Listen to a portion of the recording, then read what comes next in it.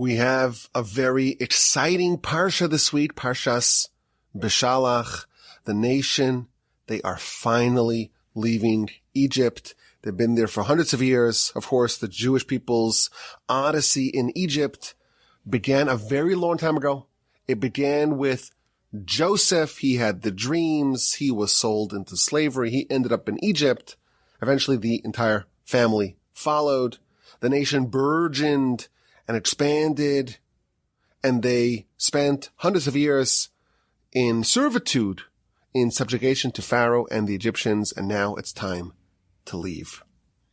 And the Parsha begins that Pharaoh is sending them off, and they are going in a circuitous route in order to lock them in, to prevent them from returning back home. There is a concern, there is a fear that the nation will want to retreat and to regress and to go back home, which, of course, they viewed as Egypt.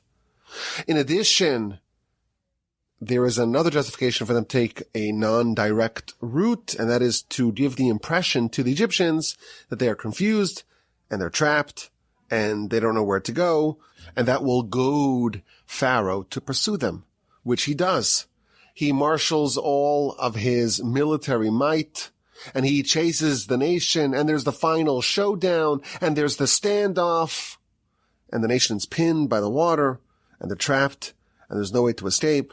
And they complain to Moshe, and Moshe prays to God, and ultimately the nation enters the water, and the most memorable miracle occurs. The sea of reeds, the Yam Suf, it splits, and the nation walks in the dry land with walls of water on either side. Of course, after that happens, the nation erupts into song, and they travel to Marah, and there the waters are sweetened. Of course, we have the manna, the miraculous food the nation ate for 40 years in the wilderness. We have the water coming out of the rock. This is the first time that happens. Of course, it will happen again in the book of Numbers.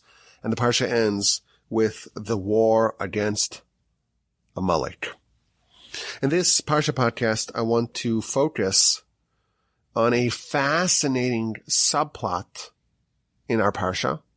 Every Parsha, of course, is multi-layered and multi-dimensional. There are all sorts of interesting subplots to discuss and to ponder.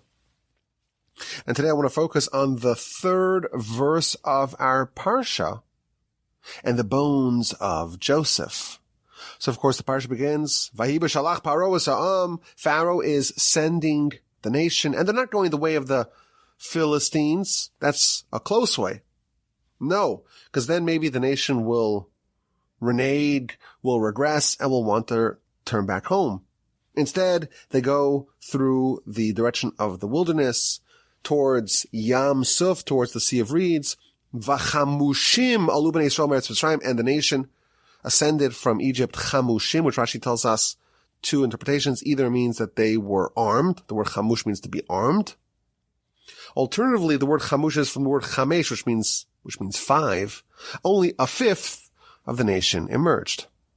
Verse 1, verse 2. Verse 3, Vayikach Moshe, and Moshe took the bones of Joseph with him. Why? Why is this so important? Because Joseph adjured the nation, and he told them before he passed that God will redeem you. And when that happens, when the Exodus happens, when we're finally going to leave here as a nation, you should take with you my bones and inter me in the land of Canaan, in the land of Israel. That's the introduction. And then verse 4, they traveled from Sukkos, and they went to a place called Asam at the edge of the wilderness. So we're talking about the Exodus, and amid the discussion of the direction where the nation's going, they're not going the more direct route through the land of the Philistines. They're taking a more circuitous route, and they're heading towards the wilderness, towards the Sea of Reeds. And we're told right in the middle, verse 3, that Moshe took the bones of Joseph. Joseph passed away a long time ago, and he's no longer with us, but we still have his bones. And Moshe has taken them with him, with the nation, in order to bury him in the land of Israel. And why? Because Joseph adjured the Israelites that when God saves them, when God redeems them, when they leave, they should take his bones with them. Now, I did some calculations here. How many years ago was this oath administered? Was this adjournment? When did that happen? When did Joseph die? So I did the math. It's 139 years before the events of our Parsha, before the Exodus. You do the math. Joseph was 17 when he went down to Egypt. Jacob came 22 years later. So Joseph was 39 years old. And that's when the 210-year clock begins, because the Jewish people spent 210 years after Jacob arrived in Egypt. Joseph, we're told at the very end of Genesis, he passed away at the age of 110. So that's 71 years into the 210 that the nation spent in Egypt. Thus, it's 109 years later, after the death of Joseph, and the Exodus is happening, and Moshe is telling us, or the Torah is telling us, that because Joseph made the nation swear 139 years prior to not forget his bones in Egypt, Moshe remembers that. He takes the bones of Joseph with them in the Exodus. Now, we actually have in the Torah, in the final 2 verses of Genesis, so Genesis chapter 50, verses 25 and 26, this is the description of the death of Joseph. And it tells us that Joseph adjured the sons of Israel, the Israelites, and he said, when God will redeem you, you take my bones up with you. And then the final verse of Genesis, Vayamas Yosef, Joseph died at the age of 110, and he was embalmed and placed in a box, in an ark, in a coffin in Egypt. So the first observation I want to make about this interesting subplot of our Parsha is the notion that Moshe has this presence of mind to remember this national responsibility, this national commitment that was made to Joseph when he adjured the nation, his contemporaries, before he died. Don't forget about my bones. You know, most of us don't remember what happened yesterday, 39 days ago, 39 years ago for sure. How many of us remember what happened 139 years ago? How many of us are thinking about the responsibilities that we may have accepted collectively as a people, more than a century ago? This is events, this is a timeline that's long escaped our collective memory. Now it's 2024. We're in the 8th year of the Parsha podcast after all. So 139 years ago, it was the year 1885. What happened in 1885? Would we even have any sense of what happened then? I can think of only one person that knows what happened in 1885. That was that kid we spoke about last week, the politics savant. What happened in 1885? That was the first term of Grover Cleveland. He was the only president to serve non-consecutive terms. I don't know. I was thinking about interviewing him on the podcast, making him like one of the official Parsha podcast mascots, because his mastery of this subject is just so wondrous. 1885 is a long time ago. The death of Joseph was 139 years prior to the Exodus. And Moshe has the presence of mind to know that this needs to get done before the Exodus. Joseph adjured the people to do this. Make sure you do this before the Exodus. And now we finally have the Exodus. And the Torah interrupts the whole narrative about which direction we're going and what's the plan and what's the itinerary. And we're heading here in this direction and not that direction. And we travel from this place to that place. There's a whole verse that tells us that Moshe fulfilled the oath and the promise made to Joseph. And he took the bones of Joseph with him. Now, I will say that this is a pattern with Moshe. Moshe keeps his word.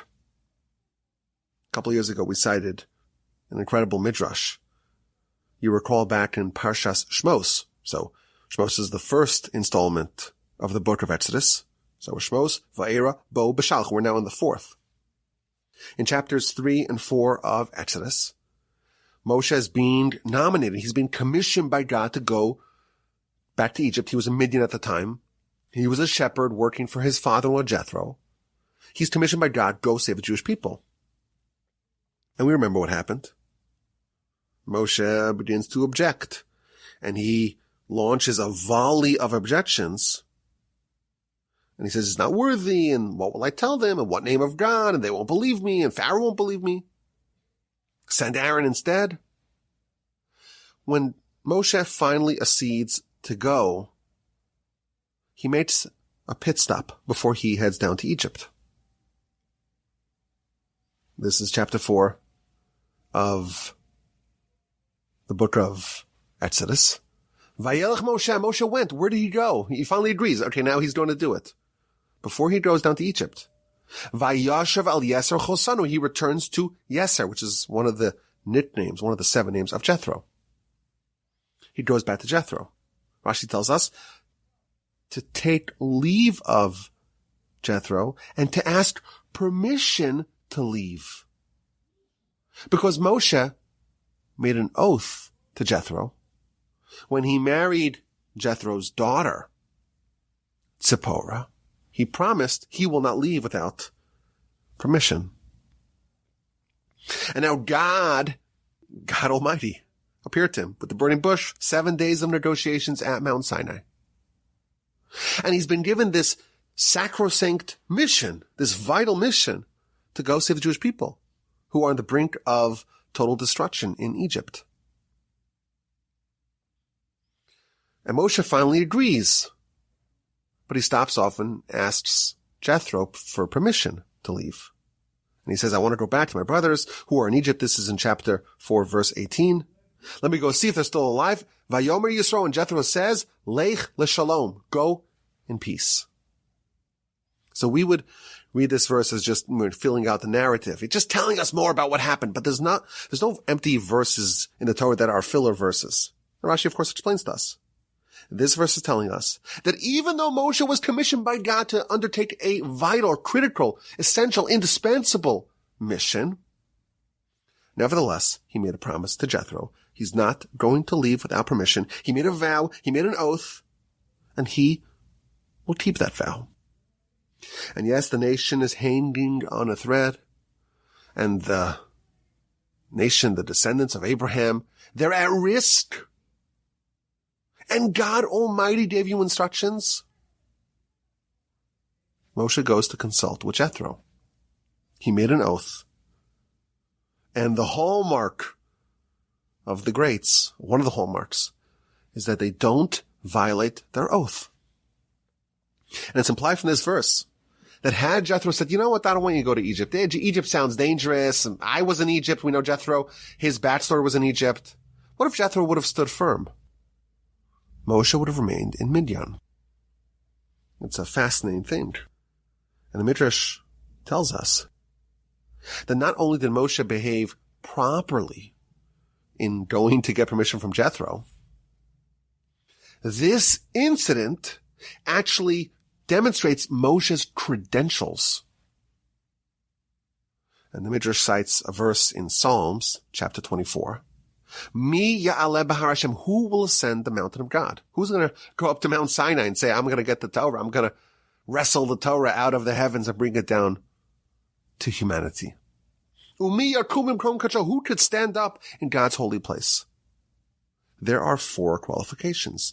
Neki kapayim, someone who has clean hands, meaning that they're not behaving in any sort of financial chicanery.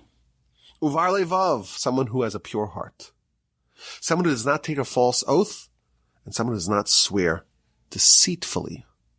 And the Midrash goes and says, in each one of these 4 qualifications, Moshe was an exemplar. Velo nishbal mermad, did not swear falsely. What's the example of Moshe's life that shows, that demonstrates that he does not swear falsely? When he married Zipporah. He swore to Jethro, he will not leave, he will not abandon Midian without Jethro's permission. And when God appointed him, God commissioned him, God directed him, go to Egypt, he stopped off by Jethro. Now remember, Jethro, he's a good guy. We like him here on the Parsha podcast. We've done a bunch of Jethro podcasts. And we noted how special he is. He has 7 names. He's a very dynamic personality. He used to be a connoisseur, a kanyashanti of idolatry, but he came around. He became a convert. Jethro is special, but if God asks you to do something, you don't ask Jethro for permission. We would have thought. This shows us the imperative of keeping your word. Why did Moshe merit to ascend the mountain of God? What were his qualifications? There were 4. One of them is he did not violate an oath. He never swore deceitfully. Even though it means abandoning the plight of the Jewish nation, Moshe does not violate an oath. Moshe's word is gold. Nay, it's platinum. Nay, it's palladium. If Moshe gives his word, he keeps his word. If there is the collective oath of the Jewish people, the people swore to Joseph, we are not leaving without you. We're not going to leave you behind. Moshe does that. And this was easier said than done. The Midrash tells us that Moshe had no idea where the bones of Joseph were. You can imagine trying to find bones in Egypt, right? They keep all their rulers around. They mummify them and put them in all these little chambers and all these hiding spaces. They find them today, right? They go and they find all these crypts and all these burial spots and all these ossuaries. Go find Joseph in Egypt. He was placed in Egypt. No one knows where he is. And the Midrash tells us that when Moshe, when it was about to have the Exodus, we know that they prepared.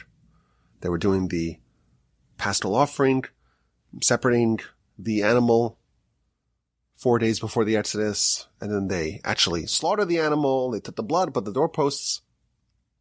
For 3 days and 3 nights, that's what the Midrash tells us, Moshe is going around the city trying to find the coffin of Joseph. Says the Midrash, because they could not leave Egypt if they did not have Joseph with them. It was impossible to leave. Joseph told them, when you leave, you take me with you. A precondition for the Exodus is that the bones of Joseph are accompanying the nation. After 3 days and 3 nights of fruitless searching, Moshe encounters a very old woman, the daughter of Asher, Serach bas Asher. She was the one who informed Jacob about the fact that Joseph is still alive. And the Midrash tells us she did it with some song. She kind of prepared Jacob for the very important news. And when Jacob heard that Joseph was still alive, the spirit of Jacob was given life. And because she participated in that, she gave life to Jacob. She was rewarded with a very long life. So she's still around, the Midrash tells us. And she sees Moshe, and he's all sweaty, and he's haggard looking. He spent now 3 days and 3 nights looking for this elusive coffin. And she says to him, why do you look so tired and sweaty? And he says, I'm trying to find the bones of Joseph. He says, I remember what happened. I remember where they put it. I'll show you. And she brings him to the stream. And she says, I remember they made a very heavy box. And there were all these sorcerers and necromancers and soothsayers of Egypt putting all these spells to make sure that it does not ever come out. They put the body of Joseph in this box, a very heavy box. They submerged it in the water, and they added all these spells to protect, so to speak, the coffin so it can never be extracted. Why? Because they also knew that the Exodus can only happen with the bones of Joseph accompanying the nation. And we'll hide the bones, they reasoned, and no one will find them, and the Jews will never be able to leave.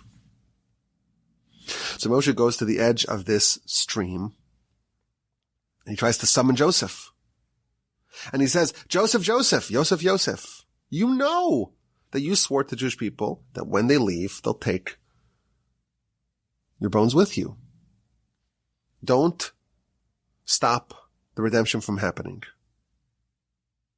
Ascend from the depths. And the Midrash describes that suddenly the coffin of Joseph began to bubble upwards, and Moshe took it. Of course, there's a Midrash that says that he actually threw something into the water, this metal disc, this metal plate that had on it, Alei Shor, ascend, O ox.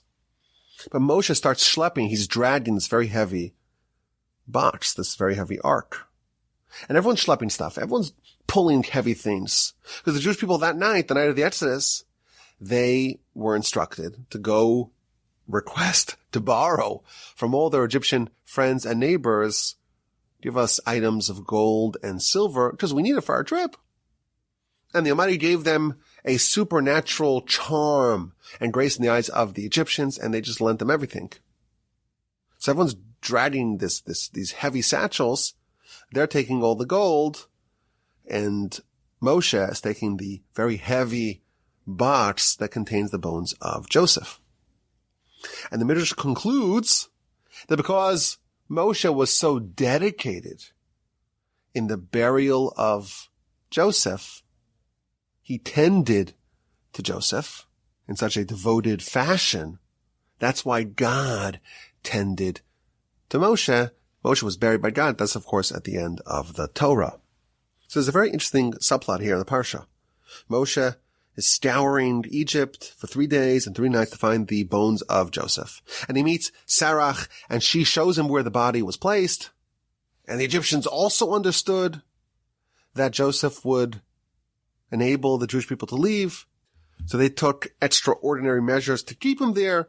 And Moshe uses some perhaps very unorthodox methods to extract the bones of Joseph.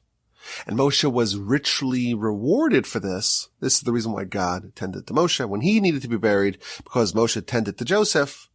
For that reason, God tended to him. So again, we're marveling at the presence of mind of Moshe. Everyone's dealing with the hectic preparations for the Exodus. You know, it's like the day before a big trip, the day before a vacation. If you're going to fly, gotta make sure you have everything. Gotta get the passports and all the baggage. Don't forget Kevin at home.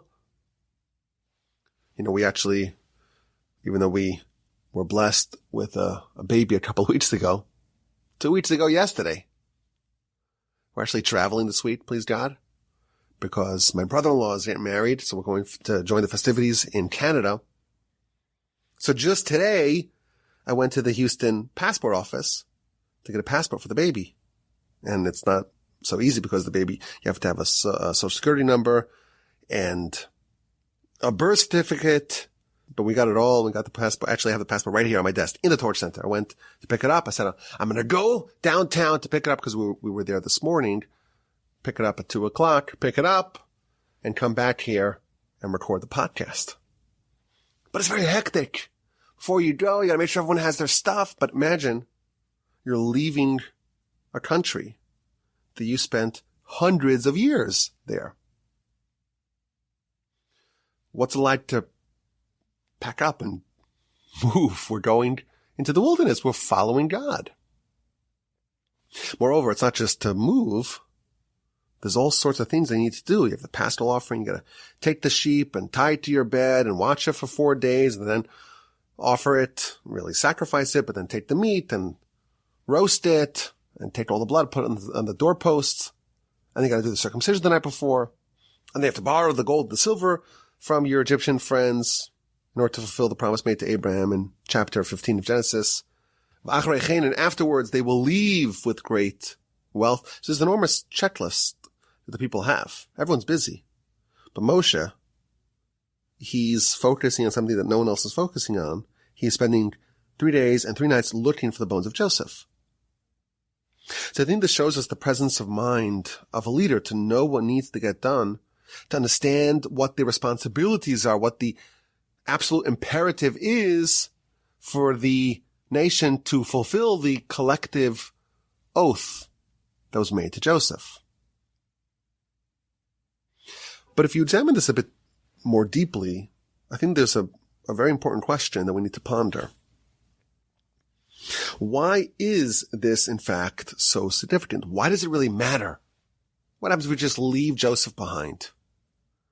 If we just forget about Joseph, why is it so important that the nation takes his bones with them? Why was it important for Joseph to be so insistent that his bones be taken with the nation? It seems, again, the Midrash tells us that the Exodus could not have happened without the bones of Joseph. The Egyptians knew that. Joseph himself knew that. And Moshe knew that. Everyone else maybe didn't. We're talking about the Exodus, like the few verses that begin our Parsha. The nation's leaving, and part of this whole story is the bones of Joseph are accompanying them. This is part of the Exodus, because absent this, there cannot be an Exodus. If Joseph remains in Egypt, we all remain with him. But it's not clear why. Why can we say, Joseph, you're a great hero, we appreciate everything you did for us, but alas, you're going to remain in Egypt? It seems like that's not a possibility. If Joseph remains in Egypt, so do they. The Exodus cannot proceed absent Joseph. And it's not clear why. Now, I did look back at my notes from last year, from year 7 of the Parsha podcast. The theme was, you recall, we're trying to raise your Parsha IQ. And we have an idea or an insight. And then we end the podcast with a question. So Parshas Beshalach, this week's Parsha, last year, this was the question. And I said, okay, I already spoke about this. But it was just the question, and I remember at the end of the podcast it said, we're just going to savor this. We're just going to enjoy the question. You didn't get an answer. Well, it's worth the wait.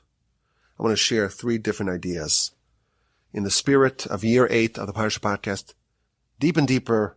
Let's go a bit deeper beneath the surface in the bones of Joseph, element of the Exodus. If you read the opening verses of our Parsha, you'll notice a strange segue. So we have the nation leaving, and we're told in the second verse of the Parsha, Vachamushim, they went out armed. That's what Rashi tells us. Simply means that they were armed, they had weapons. Maybe it means that they only left a fifth of them, only a fifth of them left, the rest of them stayed behind. But the simple interpretation is that the Jewish people were armed. And the very next verse, Moshe took the bones of Joseph with him. Why do we have this very unusual segue, very strange segue, from the nation being armed to Moshe taking the bones of Joseph because of the oath that was adjured to the Israelites? So one of the commentaries, the Kli Yakar, says something unbelievable. He cites the Midrash. The Midrash says that this coffin of Joseph accompanied the nation throughout their journeys. It's going to be 40 years in the wilderness. And they're going to be traveling, and the rest of the Torah tells the story of these 40 years. And they have with them at all times the bones of Joseph in a box. The word for the box is an aron, which means a box, but it also means an ark. And the Midrash tells us that there were two Aarons, as we would say. There was the Ark of the Covenant. That's the Ark that's going to be built later on in the book of Exodus. The Ark made of gold inside, gold outside, with wood in the middle. In it, you're going to have, of course, the tablets, both the first set of tablets that were shattered and the second set of tablets that were not shattered. Ultimately, the Torah scroll that Moshe is going to write is also going to be placed in it. And it's capped, it's covered with, of course, the golden cherubs.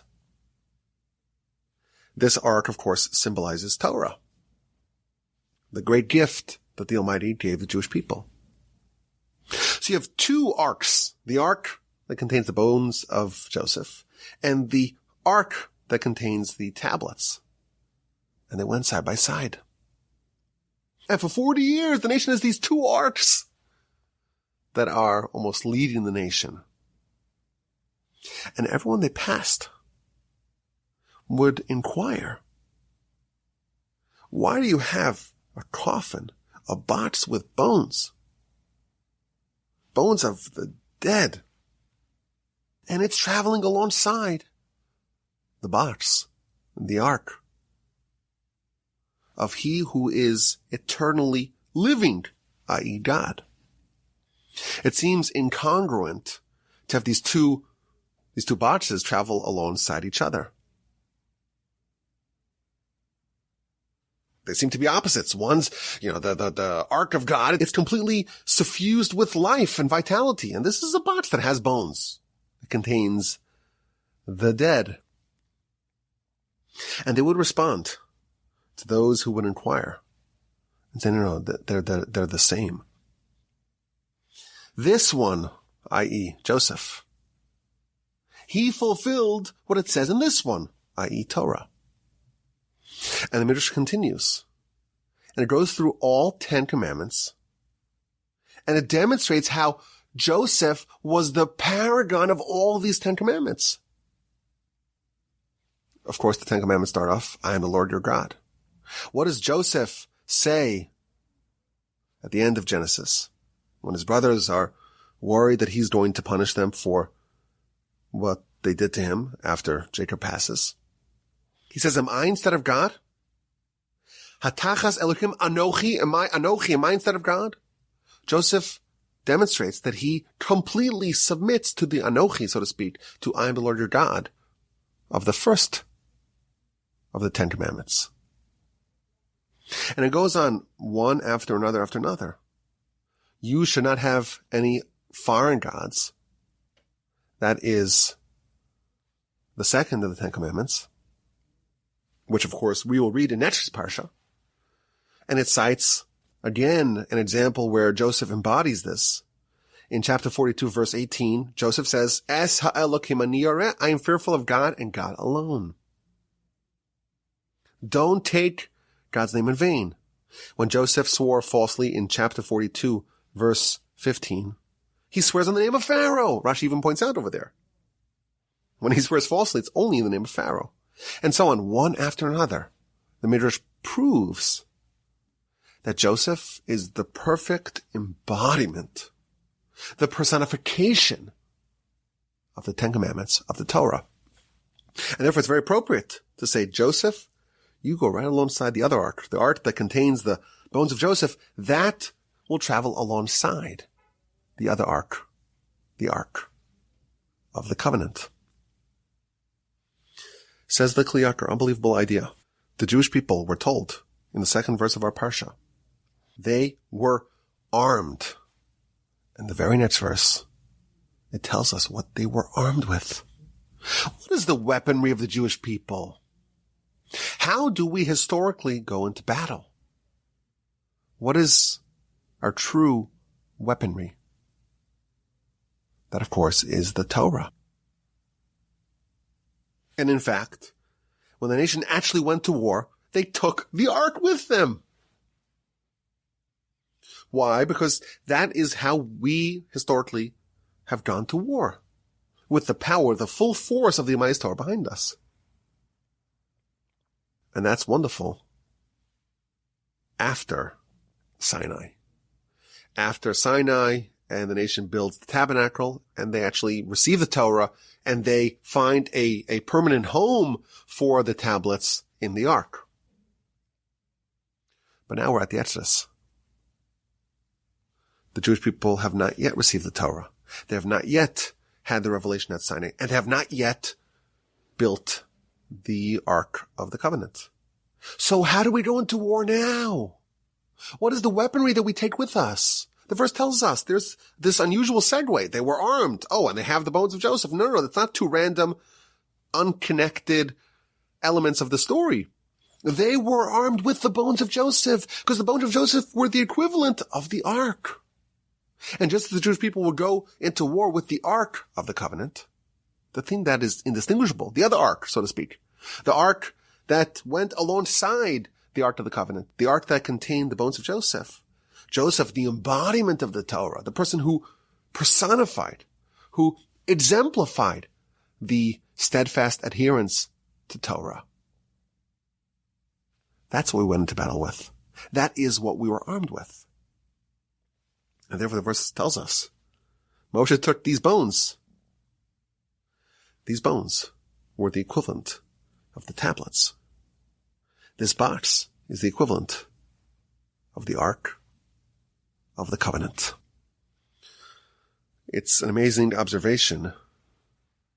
The word Aron, which means ark. According to my research, the first time this word appears in the Torah, it's with respect to the coffin, to the box in which Joseph was placed. In the final verse of Genesis, Vayisem, the final words of Genesis, Vayisem ba'aron b'Mitzrayim, he was placed in an aron, in an ark, in Egypt. The first time this word appears in the Torah is with respect not to some other box, some other ark. It's with respect to Joseph. This is what it means to be an ark. The coffin of Joseph. That's the embodiment of the Torah. This is the personification of the Decalogue, the Ten Commandments. And this is the weaponry the nation takes out of Egypt with them. Of course, we know that Torah is the protection of the nation. And we need an ark to lead us into battle. And either ark will do. The nations that we encounter, they see a big discrepancy between this ark and that ark. They say, it's not fitting. How could you have the Ark of the Covenant? And alongside that, you have the ark, the box that contains bones of some old guy that died 150 years ago. That's how they view it. But we say, no. They're the same. And just as the Jewish people went into war with the Ark of the Covenant, they go into war. They're armed with the ordinance of the Ark of the bones of Joseph. You think about the end of the Parsha, the nation went to war against Amalek. We had no ark. We did. We had no arms. We did. The ark and the arms and the weaponry was the bones of Joseph. You know, we already have talked about in the past the other major event, or maybe the most memorable event of our Parsha, maybe the most memorable event of the whole Torah. The splitting of the sea. The sea ran away. It fled. The verse in Psalms tells us, Hayam ra'av hayanos. The sea saw something. Sea spelled S-E-A. Saw something. What did the sea, S-E-A, see, S-E-E? Why did it flee? So the Midrash tells us it fled because it saw the bones of Joseph. Joseph, when he was propositioned by his master's wife, he fled, the verse tells us, 39:14 of Genesis.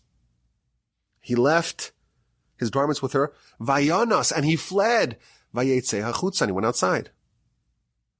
That became permanently embedded in the bones of Joseph. And when the sea saw that, the sea split. This is the nation's weaponry, the bones of Joseph. And this is perhaps one idea why it's so imperative to locate them. You're not going to go into battle without any weapons. Sure, we'll have the Torah, and we'll get the weapons of the Torah and the Ark of the Covenant in which the tablets are placed. But before we leave, we have to have something. We have to have arms. We have to be chamush. We have to be armed. Get those bones. That will lead us into battle. That Ark will help us overcome and trounce our enemies. An incredible idea. And that's just the first idea that I want to share with you today on the Parsha podcast. Of course, we like to go a bit deeper, and we start off going deep, and then we go deep and deeper. Dad. So let's take this maybe a notch deeper. Joseph is about to die, and he tells the people, he adjures them, take my bones with you. And again, that's mentioned in the beginning of our Parsha, but it's also featured at the end of Genesis. Now, who exactly did Joseph adjure? Who did he make sure that they would swear, that they would vow to fulfill his wishes? So you look at the Rashi in the verse in our Parsha. Rashi stresses that unlike Jacob, who made his son Joseph adjure, he made him swear, Joseph did not ask his sons to swear. Rather, he asked his brothers. This is interesting. Why did Joseph ask his brothers to swear? Rashi says he asked his brothers, so they make their children swear, but isn't it interesting that there's a difference between Jacob's oath that he administered to not be buried in Egypt and the oath that Joseph administered to not be buried in Egypt or to be brought out of Egypt, to have his bones brought out of Egypt when the nation leaves? There's another observation, an extra word observation. This is an extra word alert. When we say we're going a bit deeper this year in the Parsha podcast, it means that if we find an extra word that seems to be superfluous, we have to figure out what the lesson is. There's no extra words in the Torah. There's no filler words. And of course, it always helps if you could read Hebrew and understand Hebrew. But if you read the verse in Hebrew, you'll see the second to last word, the penultimate word of this verse. It seems to be a bit extra. Vayikach Moshe. Moshe took the bones of Joseph with him. Why? Because there was an oath that Joseph adjured the sons of Israel, the Israelites, and he said, God will save you. And you will ascend, you will take up my bones, mizeh itchem. Mizeh. The word mizeh means from this, maybe? How would you translate it? Mizeh, from this? But if you just omitted that word, and you say, v'ha'alisem es atzmozai itchem, the verse would make a ton of sense. There'd be nothing missing. So why is there an extra word, mizeh, or apparently extra word? So I saw in one of the books that I read this week on the Parsha something unbelievable. He says that, Jewish people, we have some history. Yeah, we've done things that maybe were suboptimal. Things that we are not proud of. And of course, that leads to us being in the crosshairs of all these heavenly forces. God forbid someone were to do a sin. Well, there's now an angel that's coming after you. And if we collectively as a nation do a sin, well, then there is a terrible blemish on the nation. The sources tell us that there were 2 mega sins that the Jewish people did collectively as a nation. And all of our troubles and all of our problems stem from these 2 sins that we did collectively as a nation. And of course, every transgression can fall into one of two categories. It could be an interpersonal sin, where you sin against your fellow man or woman. Or it could be a sin that a human commits against God. And the two grand sins that our nation has committed over the course of our history, one of them is between man and man, interpersonal sin, and one is between humanity and God. And all of our troubles, the sources tell us, they stem from these two transgressions. The sin between man and God that we did is the sin of the golden calf. We know the story. Jewish people are waiting for Moshe to come down from the mountain. He tarries, or he appears to tarry, and they say, we need a replacement, and they very eagerly take all the gold and make this golden calf, and Aaron seems to be complicit in it to some extent. And there seems to be some measure of idolatry only, a month and change after the revelation at Sinai. And that's a sin that the Jewish people are still trying to rectify. And the interpersonal sin that causes us pain and anguish is the sin of the sale of Joseph. Joseph's brothers committed an unconscionable crime. They sold their brother as a slave. It's hard to imagine. The Jewish people, our antecedents, our ancestors, did something which is really, it's unforgivable, right? To sell your own brother as a slave. And the commentaries note that in both of these sins, this mysterious word, zeh, this apparently extra word zeh, appears. In chapter 32 of Exodus, we read about the sin of the golden calf.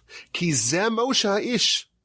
The verse tells us that they're saying that Moshe is no longer with us. The verse says, doesn't say because Moshe, because this Moshe. Again, it seems to be an extra word, zeh. In the sale of Joseph, the verse says, Nas'u mizeh. They have departed from the word zeh. And the commentaries tell us that the word zeh, the gematria is 12, because the 12 brothers are now breaking up, so they have departed from zeh. Joseph, before he dies, in his special magnanimity, he's very insistent on finding a way to rectify the tremendous rift that happened amongst this family. And he wants to resolve and cleanse and expiate the sin of the sale of Joseph. So he tells his brothers, specifically his brothers, make sure that you do something that may be difficult, that may be inconvenient. Do something to restore this brotherhood. And the verse says that Joseph made the nation swear to take up my bones mizeh. That's perhaps an indication that this is the way to rectify this horrific sin and clear the path towards cleansing, so to speak, the remnants of this incident, this horrible, horrific incident of our nation, this black eye on our nation's history. And I would imagine, according to this idea, the Jewish people, this great destiny that the nation is marching towards, this cannot happen if the stench, if the blemish, if the remnants of that horrific sin still linger with us. The Jewish people are leaving Egypt. They're not just leaving Egypt. They're going towards someplace. They're going towards Sinai. They're going towards this elevated, ethereal living where they're living almost like angels. They're going to have food of angels, the manna, of course. And they're going to be with Moshe, enveloped by these clouds of glory for 40 years. And they're going to be utterly transformed to become the nation of God. It cannot happen if the vestiges of the sin of the sale of Joseph linger. And therefore Moshe says, we have to remember this. We have to take the bones of Joseph with us. We have to restore the brotherly love and fraternity that existed prior. Let's rectify the zest, so to speak, and clear the path towards the grand greatness that is before us. And finally, I want to end with an observation. Moshe is leading the Jewish people in the Exodus. But if you look at his immediate history that preceded this, he was the cause, one may argue, for the slavery, for the servitude, certainly the servitude of the moments prior to the Exodus. Moshe comes and he says he has this prophecy from God, and he convinces the Jewish people to follow him, to go demand the nation be released. He goes to Pharaoh, and Pharaoh laughs at him. And Pharaoh says, you think I'm going to improve the situation of the Jewish people? I'm going to make it worse. And Pharaoh, of course, withdraws the critical ingredients needed for the bricks, but he maintains the quota. And thus Moshe is the impetus for the intensification and the exacerbation of the servitude. And now what's he doing? Now he's spearheading the Exodus and this ascent to transcendental greatness.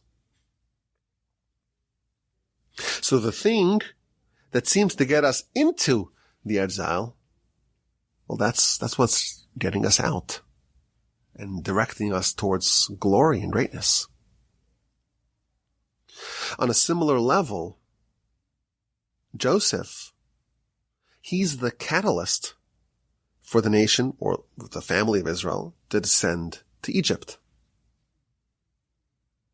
And I find it striking that he's the cause, of course, unwittingly, but he's the cause for the nation's descent to Egypt. And I find it beautiful that it's only through Joseph that the nation will be able to leave. The splitting of the sea, what did it split? Why did it split? In whose merit? In the merit of Joseph. The Exodus, the Egyptians know, Moshe knows, Joseph knows, it can only happen if the bones of Joseph are retrieved. So I find it just a beautiful observation from this whole subject. The things that seem to be the cause of the downfall, of the submergence into a quagmire, that's actually what's going to get a person out of it. Well, that at least contains the roots, the kernels of the Exodus. I think this is an idea that we've spoken about in the past as well. The aspects of our life, the aspects of our personality that bedevil us more than any other, those are the ones that contain within them the kernels of our transcendental greatness. The Yetzer Hara, we talk about the Yetzer Hara so much here on the podcast. What's the purpose of the Yetzer Hara? The purpose is to enable us to achieve greatness. And the greater you are, the greater your Yetzer Hara is. But why? Because that is what you need to reach your greatness. The Midrash, we love this Midrash, tells us that when God saw all that he made, it was good, but it was exceedingly good. Tov Me'od. Very, very good. Tov, Zeyetzer Tov. When it says Tov, it means the good inclination. Me'od, when it says that God's creation is amazing, is exceptional, is phenomenal, is extraordinary. That's a reference to the evil inclination.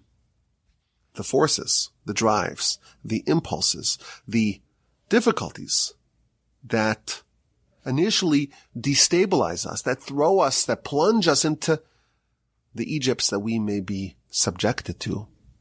They are the ones that will ultimately bring us to the greatness that is our destiny. So we have lots of lessons here from the bones of Joseph. And you know what? In previous years of the Parsha podcast, we would say, it's a little factoid. We can disregard it. It's a minor factoid. But of course, there's nothing minor in the Torah. And there's no factoids in the Torah. And this year we choose that, to go deep and deeper. And to see all the layers and the substrate of insight. And we learned. The bones of Joseph taught us. Torah is our super weapon. The Jewish people, they left Egypt, they were armed. What were we armed with? The ark. Which ark? Both arks. The ark of the covenant and the Aron, the ark of Joseph. He exemplified adherence to the Ten Commandments. He had unbending fastidiousness to Torah. And that is our trump card. That is the ace up our sleeves. We learn from the bones of Joseph that the responsibility was specifically foisted upon the brothers. Why? So it can serve as a remedy to expiate the awful sin of the sale of Joseph. And it will clear the path towards Sinai and all the prestige and greatness that is awaiting the nation. And finally, we ended with a remarkable observation. That seems to be your greatest challenge? What's putting you down? What's dragging you into the morass? That will ultimately be the thing, maybe the only thing, that will pull you out of this depression, of this quagmire, and towards the glorious destiny that awaits us. May we all be so fortunate to overcome our challenges and to find the roots, the kernels of our greatness within it. May we hear good news from our brothers and sisters in Israel. Of course, it was a very difficult week. There was I'm sure you all know about this right by now. There was a terrible, terrible, terrible tragedy. So many soldiers died. I don't know how this ends. I don't know what we can do besides for pray and to study and to do what we can to support the soldiers and to support the cause of our land and our country and our nation. I don't know. It's a difficult, very difficult time, and it's very painful. And of course, we're hoping and praying that our study and our mitzvos will be attributed towards the well-being and the safety of the soldiers in battle and the hostages, of course. And we hope to only hear good tidings and good news from Israel and all, of course, from all of y'all. My email address is rabbiwolbe@gmail.com. I appreciate your time, your attention. Have a wonderful day, a splendid, stupendous, uplifting, invigorating Shabbos upcoming. And please, God, with the help of the Almighty, we'll talk again next week for Parshas Yisro. The email address is rabbiwolbe@gmail.com.